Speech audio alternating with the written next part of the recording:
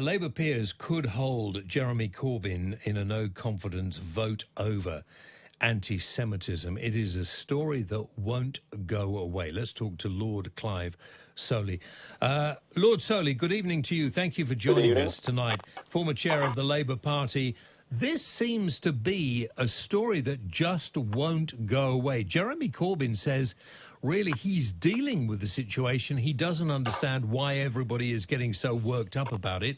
What are your thoughts? I think he doesn't understand. I think that's the problem, and he's not listening to what people are saying to him, both from the Jewish community but also from the wider party, and that's what's doing the damage. I mean, this should never, ever have got to the stage it has. If it had been dealt with sharply and firmly in the first instance, we wouldn't be where we are now, but it wasn't, and that's the price we're paying now. Why isn't he listening? Why do you think he doesn't listen? I mean, in Prime Minister's Question Time yesterday, he was asked again and again to make some sort of statement on this, and he just ignored it. Why? I know. I have to say, I think the problem with Jeremy on this issue is that he doesn't recognise the mote in his own eye, if you like. All of us, every human being on the planet has a prejudice of some sort. Jeremy seems to think that because he goes around saying, I've fought at racism all my life or whatever, that therefore he can't possibly have any prejudice. And that means he can't see the institutional racism that he's presiding over. And that's the problem. I have to say, and sadly I say this, I think there's little doubt now that the party will be found to be institutionally racist at a senior level, rather as the police were found institutionally racist at the time of the Stephen Lawrence inquiry. And that was what I was dealing with in the House of Commons at the time, and I see exactly the same pattern, where the temptation of the leadership is to say, no, we're dealing with it, when in fact Jewish people are leaving the party in quite large numbers. Ordinary people are leaving the party in large numbers, and a lot of people are not voting for the party anymore because they do see that there's a problem. So if he goes around saying there's no problem, it's a classic case of not listening to the messenger and thinking that he knows best. But why isn't he listening to the messenger? Why isn't he listening to the messenger? I don't know. Well, it's the best reason I can give you. I think he just thinks he can't possibly be presiding over some form of institutional racism or racism. But Clive, explain... I think he just doesn't understand that, literally. Explain to me, Clive, institutional racism in the Labour Party. How has that happened when a large proportion of people like yourself in the Labour Party are not racist? How has this happened? I think it happened because there's a confusion in the minds, not just of the current leadership of the Labour Party, though obviously it is there in big dollops, I'm afraid, but also it's in wider society that there's we don't recognise at times the way that institution is structured in such a way that it allows racism to take place, even though an individual might be okay. Let me give you examples from the policing time. Literally, I'm going back 20 years now, but, the police were saying, I can't be racist, I've got black friends. And they were true, they often did have. But the system was working in such a way that meant black people were picked on, much more likely to be picked on than white people. And the same is happening now with him in the leadership of the Labour Party. And because he believes he's not racist, he can't see that the rest of us are looking at him and looking at the processes and the way they're handling it. It is, in fact, classic institutional racism. Are they trying to smear him, though? Is that what he thinks they're doing? No, well... I think he thinks this is well, certainly the people around him think it's all wicked Blairites or people like me who didn't vote for him or whatever, and somehow or other that dismisses the argument. But of course it doesn't dismiss the argument. The classic example of the police time would be they'd stop and search a black kid who hadn't done anything wrong and had been stopped and searched several times and never done anything wrong. And when he complained about not having done anything wrong, the police would say to him, well, yeah, but if your type kept out of trouble, we wouldn't be doing this to you.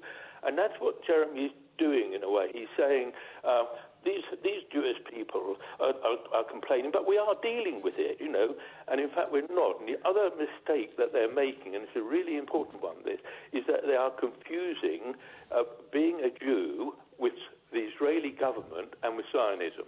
And those three things are different.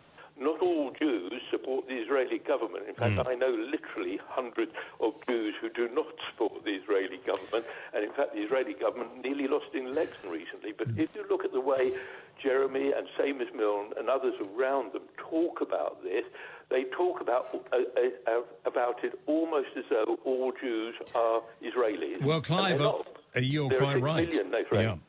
A lot of Israelis do not support the Israeli government. That's right. Let me talk to you about this. Corbyn has fired Baroness Hayter. What are your thoughts on that? Oh, again, it's shooting the messenger. Diane Hayter is one of the most effective frontbench members of the Labour Party in the House of Lords. She has dealt with Brexit brilliantly, and she's dealt with it very sensitively, aware of the arguments on both sides. She's walked a very fine line, and then, so he sacked, in effect, one of our most effective communicators, one of our most effective performers in the House, and without even telling her, so she hears about it through the media, so she doesn't have a chance to say what it was she said and why she said it and where she said it. And then again, it's almost this defensive. We're in the, we're surrounded by enemies. We've got to fight our way out sort of attitude, instead of recognising in a more mature and adult way that you talk to people when you disagree with them about something. You try and resolve it. Sure, at the end of the day, if you can't resolve it, then one person has to go. But the way it's been done is wrong, and it's also stupid. He doesn't deserve to be the leader of the Labour Party anymore, does he? Well, there's no doubt in my mind that we will not win an election with him there. I think that's the problem. And as someone who sort of wants a Labour government and who's seen Tory governments get in simply because we can't get our act together, I cannot tell you how frustrated and angry I get about that. We've got probably the worst Tory government in my experience, and made an awful mess of the Brexit thing, whatever view you take of it, and yet we're not only behind in the opinion polls, we're losing members like mad, and we're actually, if you look at the voting patterns, they're awful. In Wales recently, I was seeing that we came third, for heaven's sake. Labour coming third in Wales is unheard of. And unless Jeremy does go, the Labour Party will be trashed at the next election, and as I've said on a number of occasions now, if we are not careful, if we don't deal with this problem, then what will happen is the Labour Party will go the way the Liberal Party went at the beginning of the 20th century, when they were strong government in 1918 and so on with Lloyd George. 2 general elections later, they'd gone and had been replaced by the Labour Party. These things do happen.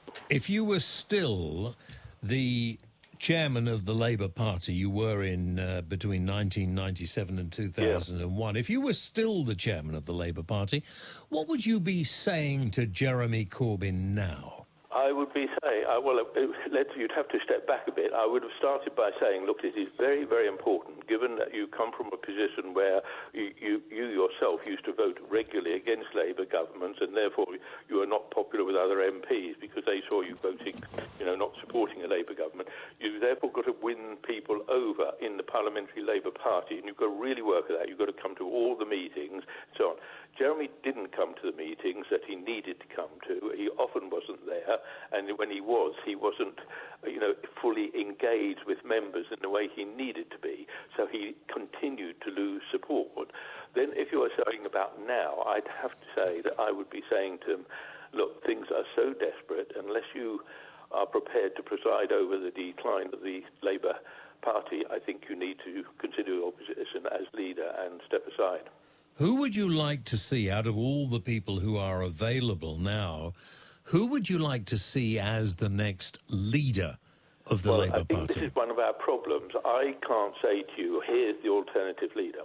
I think there are people who could step into the breach, and the sad thing would be, I think, that whoever it was would almost certainly end up not winning the next election, but being a bridge to walk over. If you remember, after Jim Callaghan lost the Labour leadership, Labour government, he ceased to be Prime Minister, we had Michael Foot, who was a bridge to walk over, if you like, Neil Kinnock before we got to Tony Blair.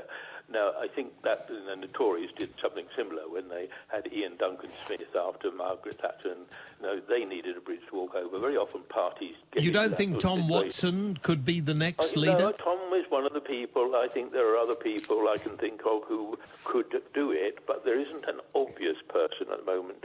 Very often in politics there is an obvious person, and then I think it's much easier.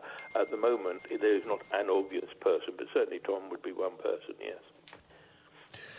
If there wasn't a new leader of the Labour Party, if, as Boris Johnson is saying in the papers today, he becomes the new Prime Minister, he's also suggesting that he may go for an early election just to finish Boris Johnson off. What do you think about that?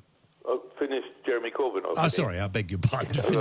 Finish Jeremy Corbyn Boris off, Johnson yes. finishing himself off is a nice idea as far as I'm concerned, but I don't think it works like that. I think you're right. I think I think that Tories are not dumb. They'll whether they get whoever wins the leadership, they will be working out what is the best date to go for a general election. I think they'd be hard put to go for it before they've solved the Brexit crisis.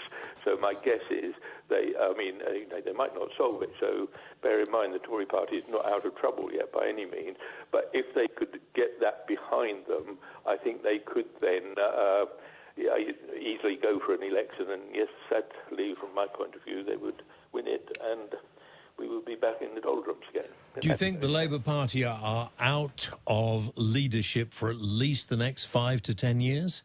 Well, I often remind members that I was elected in 1979, right? First time, everybody said how lucky I was to the first seat I ever stood for and everything like that. In fact, of course, luck is a funny thing in politics because it was also the first time for about 150 years, I think, that the major opposition party lost 4 general elections in a row, and that was me. So I was in opposition for 18 years, and yes, you're right, I think that is the acute danger, that it would be very difficult for the Labour Party to recover. And look, let me end on this, as not just a party political note in a sense. It is very, very important, particularly when a government's in the sort of trouble that this one's in, that you have an effective opposition party. I've never before had a situation in my political career when I have to say, in all honesty to people, that neither of the two major parties are in a good place to be running the country. That saddens me deeply to say that, but I do say normally what happens in British politics is that when the government of the day gets into a mess, the opposition is ready to take over. And I have to say at the present that's obviously not like that, I'm sorry to say.